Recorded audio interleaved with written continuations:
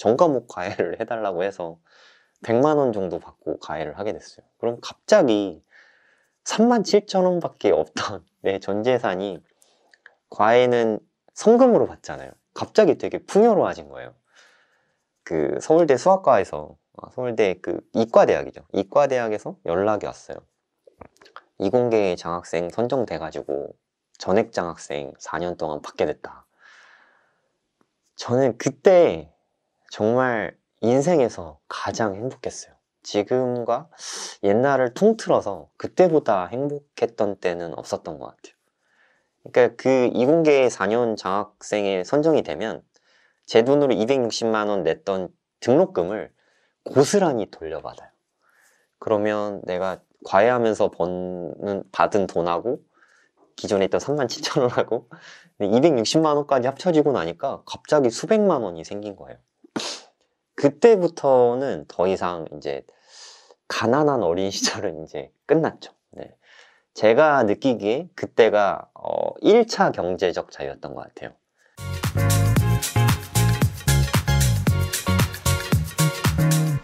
근데 제가 그 이후로도 그 성공하는 법칙을 배운 이후로 계속 똑같이 살았어요. 나중에 제가 원래는 그때 고려대학교에 진학을 했어요. 그러니까 고3 때는 고려대학교 갔었는데, 제가 그래도 그렇게 열심히 공부를 해서 수능에서 1% 이내에 드는 성적을 거뒀어요. 네, 되게 좋은 성적이었는데 당시에 저는 이렇게 컴퓨터학과에 진학을 하고 싶었어요. 근데 그 점수가 서울대 컴퓨터학과에 입학할 점수에는 좀 모자랐어요. 그래서 고대 컴퓨터학과에 특차로 이렇게 입학을 하게 됐어요. 그때 등록금이 무려 460만 원이었어요. 한 학기 등록금이. 지금도 아마 그 정도 될 거예요. 동결이 돼서. 지금 물가로 환산해보면 1,000만 원 정도 되거든요. 저희 집이 엄청 가난했는데 그래도 어머니가 그래도 입학금은 내주시기 위해서 이렇게 오랜 기간을 모으셨어요. 설거지 하시면서 모으셔서 입학금까지는 이렇게 내주셨어요. 그때. 그리고 컴퓨터도 한 대 사주셨고, 생활비 같은 건 당연히 다 제가 벌어야 됐거든요. 알바를 하면서 생활비를 벌고, 그러면서 이제 한 학기가 지나갔는데 당연히 장학금을 못 받았죠. 돈이 없으니까 휴학을 하고, 또 이제 돈을 모아서 등록금을 열심히 또 모았죠. 또 등록금을 다 모은 다음에 그 돈을 등록금 한번 딱 내고 또 이제 열심히 공부는 했는데 또 장학금은 당연히 못 받았어요. 그래서 일단 군대를 갔죠. 군대 갔다가 제대할 때 말년휴가를 나오거든요. 말년휴가를 나와서 아르바이트 자리를 구했어요. 제가 토요일 날 제대했는데 월요일부터 알바를 하면서 돈을 열심히 모았어요. 원래 알바를 한 70만 원 정도 이제 월급을 받기로 하고, 그때는 뭐 시급이 한 3,000원 정도였거든요. 지금이 한 10,000원 정도 되는데 70만 원 받기로 했는데 제가 정말 알바도 되게 열심히 했거든요. 정말 열심히 하니까 그 사장이었던 뭐 지금 형이라고 하는데 그 형이 100만 원으로 올려줬어요. 그래서 이제 한 9개월 정도 열심히 알바를 해서 한 400만 원 정도가 모였어요. 조금 더 뭐 한 2달 더 하면 등록금은 낼 수 있는데 뭐 470만 원이니까 내고 나면 그 다음 학기가 안 보이는 거예요. 그때 고민을 정말 되게 많이 했어요. 대학에 가지 말까, 이대로 그냥 취업을 해서 그냥 이렇게 쭉 살까. 그때 그 형이 되게 좀 좋은 조건을 좀 제시해 주셨거든요.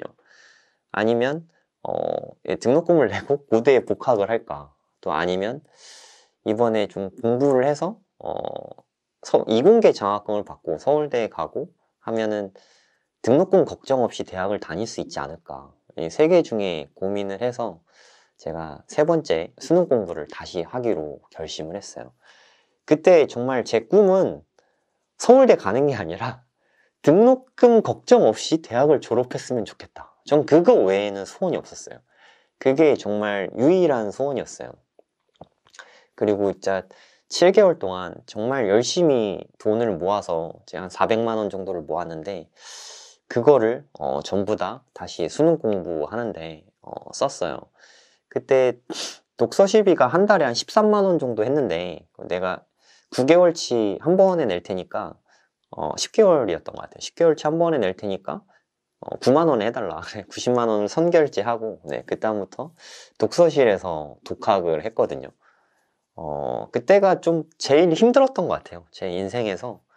정말, 그 전엔 그래도 학교라도 다니니까, 이렇게 친구들하고 학교 다녔을 때 뭐 선생님하고 대화라도 하는데, 뭐 인강은 가끔 좀 듣지만 말을 하는 게 아니잖아요. 사람을 만나는 사람도 아예 없었고, 그냥 독학만 하니까, 그때 정말 너무 외롭고 힘들었어요. 근데 군대 갔다 왔을 때니까 나이가 25살 때였거든요. 이게 좀 혈기왕성한 나이에 독서실에 틀어박혀서 공부만 하려니까 진짜 외로움이 사무치더라고요. 인생에서 그때만큼 힘들었을 때는 없었던 것 같아요. 그래도 그렇게 9개월 동안 미친 듯이 공부를 해서 네, 그래도 이게 수능을 그래도 잘 봤어요. 다행히. 그 다음에 또 이제 400만 원 모아놨던 걸 그때 재수라고 해야 되나? 어쨌든 수험 준비하면서 그 돈을 다 썼잖아요. 이제 또 돈을 벌어야 되니까 수능이 끝난 다음에 뭐 무슨 알바를 하면 돈을 많이 버나 막 찾아봤더니 김간에 오토바이 배달 알바가 있더라고요. 한 150만 원 정도? 당시로선 되게 큰 돈이었거든요. 그때 한 2004년쯤이었으니까 그래서 배달 알바를 시작했어요. 네. 그래서 그것도 되게 열심히 했죠. 네. 배달을 이렇게 하면서 항상 네, 시켜주셔서 감사합니다. 맛있게 드시고 또 시켜주세요 하면서 되게 항상 즐겁게 공부만 하다가 알바니까 너무 재밌더라고요. 공부하는 것보다는 뭐든 다 재밌는 것 같아요. 이렇게 열심히 즐겁게 하니까 손님들이 항상 물어보더라고요. 사장님 아드님이시죠? 이렇게 아니, 저 알바예요. 그러니까, 알바예요? 막 이러면서 막 다들 놀래시고. 열심히 하니까 점장님이 너무 열심히 한다고, 네, 월급을 10만 원 오히려 더 주셨어요. 네, 열심히 한다고. 그래서 한 160만 원씩 12월, 1월, 2월, 이렇게 3개월을 열심히 모아서, 네, 등록금을 하려고 모아놨죠. 그 다음에 이제 합격자 발표 날이 돼서 전화로 이렇게 확인하잖아요. 전화했는데 합격입니다. 이렇게 딱 나오는 거예요. 그래서 너무 이제 기분이 좋아서 어머니께 딱 전화를 드렸죠. 엄마한테 전화를 드리니까 엄마가 잘했어. 축하해 아들. 끝이더라고요. 저희 어머니 되게 쿨하셔가지고 어머니 뭐 좋으셨겠죠. 근데 네, 축하해 아들 그러시더라고요. 저희 어머니 심지어 저 수능 보는 날 아침에도 주무시고 계셨어요. 저는 밤에 12시에 일어나갖고 밤 꼴딱 새고 수능 보러 갔었는데, 네, 그래서 우여곡절 끝에 합격하고 그동안 모아놓은 돈으로 한 260만 원 정도 됐거든요. 당시에 등록금이. 등록금 다 내고 이제 학교 생활을 시작했죠. 근데 뭐 책 이거저거 사고 뭐 이렇게 차비하며 밥값하며 뭐 이런 거 저런 거 내고 나니까 첫 주 차였나? 둘째 주 차였는데 제 가진 돈이 3만 7천 원밖에 없는 거예요. 이걸로 밥도 먹고 차비도 하고 뭐 책도 사고 학용품도 사고 뭐 이렇게 살 거 많은데 그때부터 되게 걱정이 많이 됐어요. 그러니까 나름 뭐 과외 구하려고 전단지도 막 붙이러 다니고 여기저기 막 과외짜리 알바도 찾아보고 했는데 그때는 지금만큼 알바가 별로 없었어요. 여기저기 막 구하러 다녔는데 안 구해지는 거예요. 3만 7천 원밖에 없었는데 이제부터 밥을 먹지 말아야 되나? 막 그런 생각이 들었어요. 이거 어떻게 해야 되지? 걸어 다녀야 되나? 별의별 생각을 다 했거든요. 그러던 차에 정말 천금 같은 과외짜리가 하나 들어왔어요. 네. 그러니까 서울대학교에는 경력개발센터라고 과외짜리를 이렇게 연결해주는 센터가 있거든요. 거기에서 연결을 해주셨어요. 네. 저희 집이 신사동이었는데 논현동에 있는 학생이었어요. 네. 그 학생한테 수학을 가르치면 일주일에 2번 가르치고 한 40만 원 정도. 네. 정말 천금 같은 돈이죠. 네, 너무 감사하잖아요. 네, 그래서 진짜 열심히 가르쳤어요. 근데 또 더 놀랍게 그 다음 주에 과외가 또 들어온 거예요. 또 뭐 한 40만 원 정도 들어왔겠죠. 그 다음 주에 또 들어왔는데 이거는 좀 금액이 컸어요. 뭐 이거 하나로 한 100만 원 정도? 네, 여러 과목 가르쳐가지고 전과목 과외를 해달라고 해서 100만 원 정도 받고 과외를 하게 됐어요. 그럼 갑자기 3만 7천 원밖에 없던 내 전 재산이 과외는 성금으로 받잖아요. 갑자기 되게 풍요로워진 거예요. 서울대 수학과에서 서울대 이과대학이죠. 이과대학에서 연락이 왔어요. 이공계 장학생 선정돼가지고 전액 장학생 4년 동안 받게 됐다. 저는 그때 정말 인생에서 가장 행복했어요. 지금과 옛날을 통틀어서 그때보다 행복했던 때는 없었던 것 같아요. 그러니까 그 이공계 4년 장학생에 선정이 되면 제 돈으로 260만 원 냈던 등록금을 고스란히 돌려받아요. 그러면 내가 과외하면서 받은 돈하고 기존에 있던 37,000원하고 260만 원까지 합쳐지고 나니까 갑자기 수백만 원이 생긴 거예요.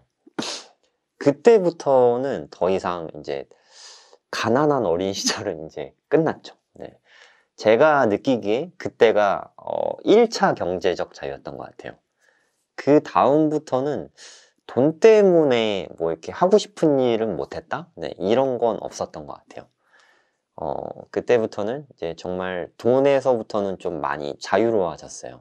네, 이제 방학 때면 그냥 기존에 있던 과외들도 다 정리하고 인도 여행도 한 2달 정도 갔다 오고, 네, 스키장에도 스키 뭐 보드 타는 거 좋아하니까, 네, 뭐 스노보드도 용평이 시즌방이 있었는데 시즌방에서 2~3달 내내 살면서 보드만 타고, 그때부터는 좀 삶을 좀 멋있게 살았던 것 같아요. 네, 연애도 되게 많이 하고, 이제 대학교 3학년이 됐을 때 이제 본격적으로 좀 학원 강사를 내가 앞으로 해야겠다라는 생각이 들었어요. 제가 이렇게 과외를 많이 하게 된 게 우연히 뭐 운 좋아서 학벌이 좋아서 뭐 이렇다고 생각하실 수 있는데, 저는 진짜 40만 원이 너무 큰 돈이니까 이걸 정말 잘해야겠다는 생각이 들었어요. 과외를 목숨 걸고 한 거죠. 학생한테 숙제를 약간 좀 버거운 수준으로 내줬거든요. 이거 버겁지만 마음 먹고 하면 할 수 있을 정도. 그 정도를 내주고 학생이 안 해오면 벌을 줬어요. 앉았다 일어났다 숙제 안 해오면 한 100개 정도 시켰거든요. 100개를 하고 나면 학생이 한 일주일 정도 제대로 못 걸어요. 네, 그 다음부터는 숙제를 되게 잘 해옵니다. 네, 그렇게 시키고 나니까 제가 주로 이렇게 강남 지역에서 과외를 했거든요. 저희 집이 그쪽이고 또 이렇게 주로 과외 수요가 강남에 많거든요. 한 80점 정도 받던 학생인데 제가 내주는 과제량이 엄청난데 제가 되게 집요하거든요. 집요하게 시키면서 숙제 체크하고 모르는 거 꼬치꼬치 캐물어가면서 가르치니까 100점이 나오는 거예요. 강남에 있는 학교에서 100점 받는 건 쉽지 않거든요. 뭐 A 받는 건 쉬운데 100점 받는 건 정말 쉽지 않거든요. 그리고 시험 기간엔 제가 서비스로 과학도 가르쳐줬는데 과학도 100점이 나오는 거예요. 수학하고 과학이 100점이 계속 나오니까 이렇게 소개해야 할 소개를 물어서 이제 물리적으로 더 이상 과외를 할 수 없을 만큼 차게 된 거예요.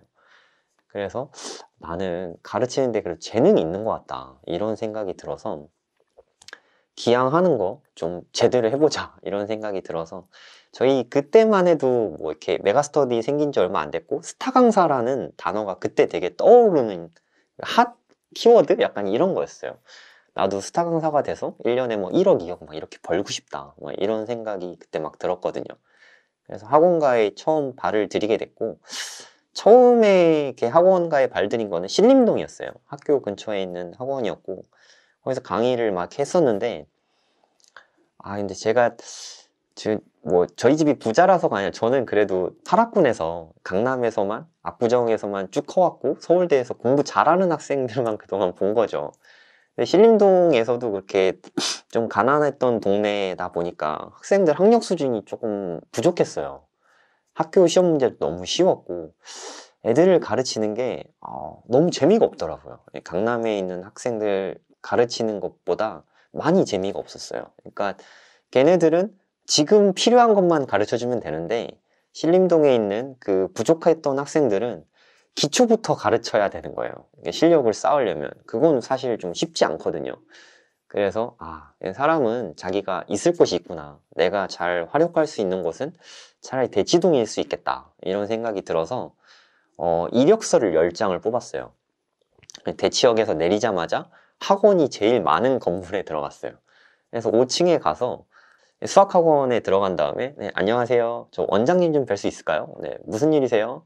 저 강사 뽑으시나요? 안 뽑는데요. 네, 알겠습니다 하고 내려와서 또 그 옆에 있는 수학학원 가서 네, 안녕하세요, 원장님 뵐 수 있을까요? 네, 무슨 일이세요? 강사 뽑으시나요? 그러니까 뽑는데요. 잠시만요 이러는 거야. 그래서 원장님을 그때 바로 면담을 했어요. 그리고 이야기를 하다가 채용이 결정돼서 그 다음날부터 바로 일하기로 했어요. 그 다음부터 이제 대치동에서 강의를 하기 시작한 거죠. 그때가 제 나이가 한 28? 한참 열정이 차오를 때잖아요. 네, 그때 이제 수학 강사 처음 시작하면서 저 판서도 안 됐거든요. 그래서 맨날 판서 연습도 하고 다른 선생님들 어떻게 수업하나 이렇게 좀 모니터링도 하고 그러면서 좀 결국 중요한 건 학생들한테 관심을 갖는 게 제일 중요하다 이런 생각이 들었어요. 그래서 저는 학생들한테 노트를 일부러 이렇게 2권씩 쓰게 했어요. 한 권은 숙제하면 그날 다 걷었어요. 숙제에 노트 다 걷어놓고 그날 밤에 노트 검사를 다 하고 마지막에 이렇게 편지까지 써줬어요. 학생 한 명 한 명에게. 그리고 노트 2권이니까 한 권은 또 그 학생이 숙제해오면 다음번에 오면 지난 노트 다 돌려주고 숙제 피드백 해주고 새로 해온 노트 걷어갖고 또 그날 검사하고 숙제 검사를 그렇게 하면서 편지를 써주니까 학생들이 마음을 열잖아요. 우리 선생님이 정말 좋은 선생님이구나 하고 알게 되고 그러다 보니까 저희 반이 계속 학생이 차고 되게 빨리 마감됐어요. 그때 대치동으로 간 지 불과 한 3, 4개월밖에 안 됐는데 3, 4개월 만에 모든 반이 다 마감됐거든요. 되게 빨리 커지고 제가 또 스펙도 좋은 편이었잖아요. 서울대 수학과 졸업했고 저는 그런 걸 몰랐는데 저는 사실 뭐 시기심 질투심 이런 게 원래 천성적으로 없거든요. 근데 다른 분들은 좀 그렇진 않았나 봐요. 네, 그래서 좀 이렇게 모함을 많이 하셨던 것 같아요. 네, 그러니까 저에 대해서 험담도 좀 많이 했던 것 같고 그래서 원장님이 갑자기 어느 날 나 좀 보자 좀 이러시더라고요. 그래서 네, 무슨 일이세요 원장님? 그러니까 갑자기 너 그만 나와라 그러시는 거예요. 네? 그러니까 너 그만 나오라고 이러시더라고. 네, 알겠습니다 하고 딱 나왔는데 수업 시작 전이었거든요. 너무 황당한 거예요. 기분도 되게 나쁘고 다짜고짜 잘린 거잖아요. 뭐 이런 경험이 있으신 분 있는지 모르겠는데 뭐 그냥 열심히 하고 있었고 나는 나름 잘한다고 생각. 갑자기 다짜고짜 잘리니까 되게 좀 너무 황당해서 네, 이제 밖에 나가갖고 이제 내가 대체 뭘 잘못했나 이런 생각이 좀 들었어요. 그러면서 그냥 뭐 내가 뭔가 잘못한 게 있겠지 이런 생각이 들면서 원장님한테 문자를 보내드렸어요. 마음을 좀 추스른 다음에 한 30분 40분 내니까 또 괜찮아지더라고요. 내가 여기 아니면 갈 데 없는 것도 아닌데 내가 뭐 이렇게 속상해 할 필요 있나 뭐 이런 생각이 들어서 그래도 부족한 거 많은 저 잘 챙겨주셔서 감사합니다. 많이 배웠습니다. 원장님도 잘 되실 거예요. 네. 앞으로도 번창하세요 하고 이렇게 보냈거든요. 그동안 감사드립니다 하고. 그리고 이제 며칠 지나니까 원장님이 또 이제 저 한번 보자고 하시더라고요. 그래서 이렇게 봤는데 자기가 오해한 게 있었다고 그냥 더 일해달라고 하시는 거예요. 알고 보니까 나중에 이렇게 저 잘린 다음에 되게 미안해하던 선생님이 있었는데 그 선생님이 좀 뭐 이렇게 험담을 좀 했었나 봐요. 그래갖고 뭐 다시 일하게 됐다니까 정말 잘 됐다면서 이렇게 나한테 정말 잘 됐다고 막 그러셨었는데 근데 그런 일을 겪고 사실 이렇게 계속 오래 같이 가기가 사실 쉽지가 않아요. 신뢰라는 게 한번 깨진 다음에 그래서 어떻게 해서 뭐 한 3개월? 2, 3개월 정도 더 일하고 거기는 이제 정리하게 된 것 같고 그 다음에 분당으로 가서 네, 동업으로 학원을 같이 3명이 동업을 했어요.